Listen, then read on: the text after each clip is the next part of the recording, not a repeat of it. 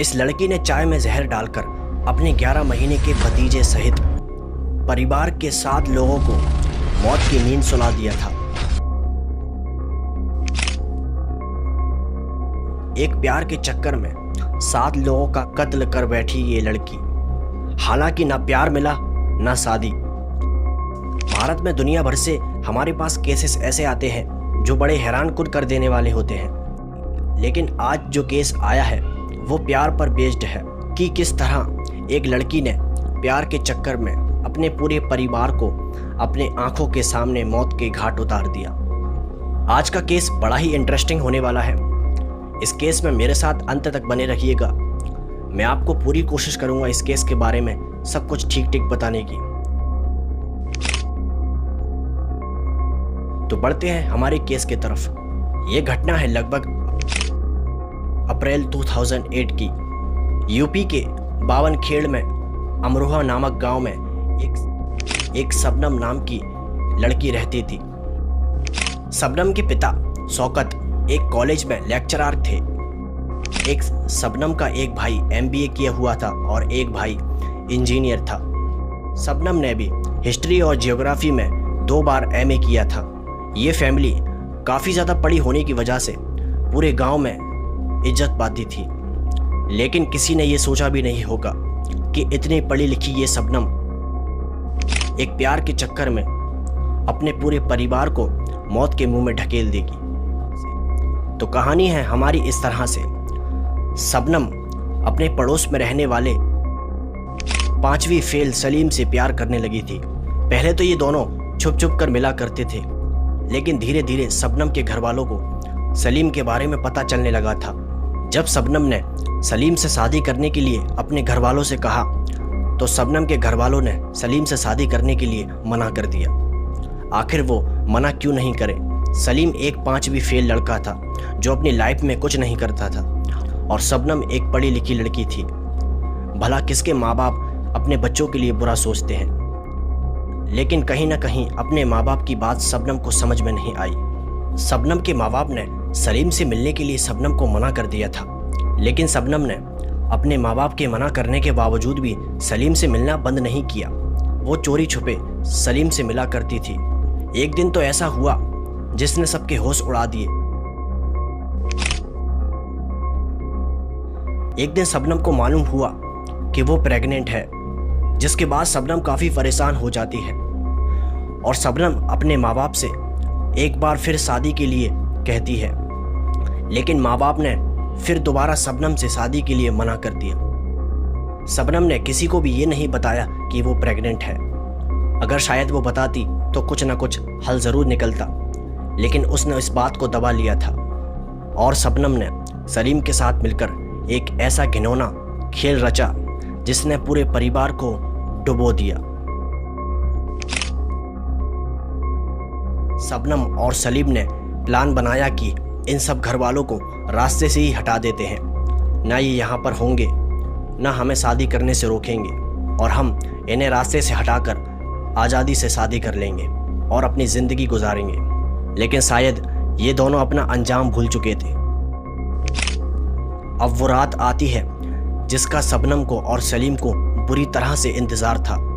क्या आप सोच सकते हो कि एक लड़की अपने 11 महीने के भतीजे सहित अपने घर के 7 सदस्यों को मौत की नींद सुला सकती है? उसके शरीर में लड़की का दिल नहीं बल्कि एक हत्यारन का दिल था।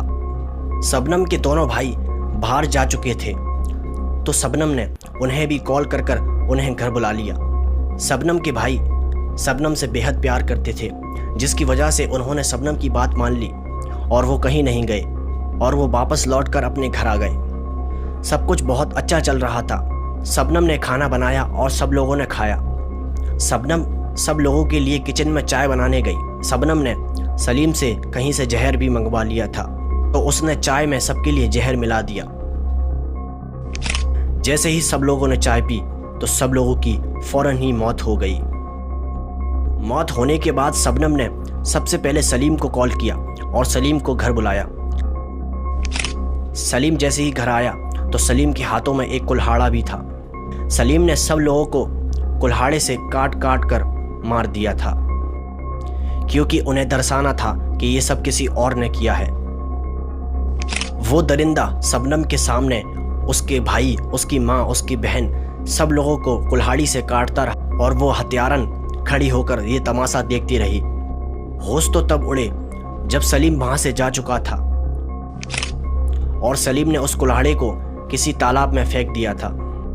शबनम का दोबारा सलीम पर कॉल आया और शबनम ने कहा कि मेरा 11 महीने का भतीजा अभी जिंदा है। तो सलीम ने शबनम से घर आने के लिए दोबारा मना कर दिया,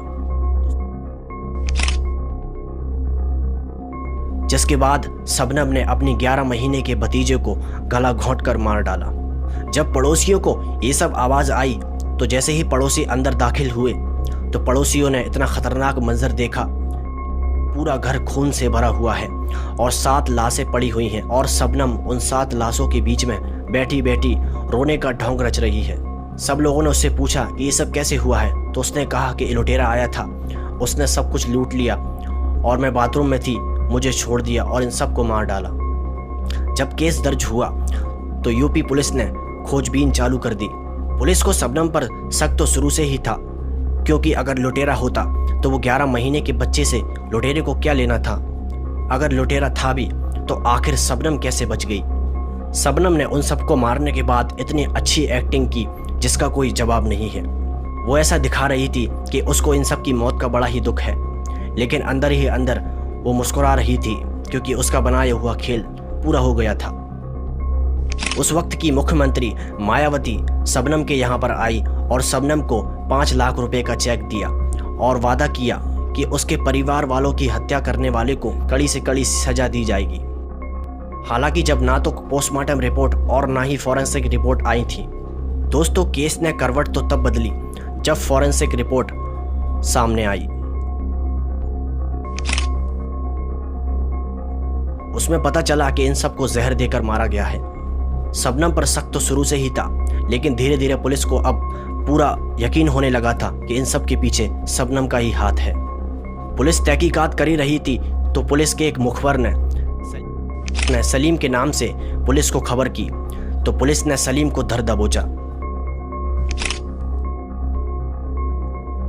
अब बात करते हैं इन्वेस्टिगेशन की। जब सलीम से इन सब हत्याओं के बारे में पूछा गया कि तेरा क्या लेना देना है, तो सलीम ने धीरे धीरे सब चीजें उगलना शुरू कर दी। उसने शबनम का भी नाम इसमें शामिल कर लिया था।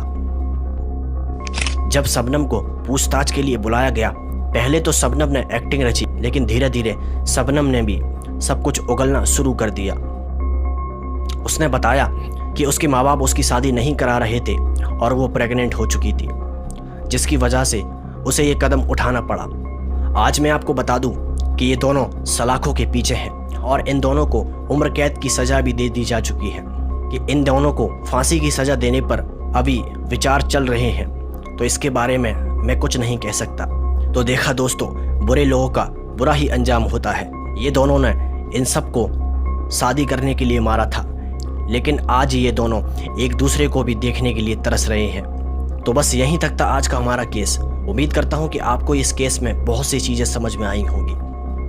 अगर आप मेरे चैनल पर नए हो तो चैनल को ज़रूर से सब्सक्राइब कर लें और मुझे सपोर्ट करें। तो फिर मिलेंगे एक ऐसी ही दर्दनाक क्राइम स्टोरी के साथ। तब तक के लिए जय हिंद।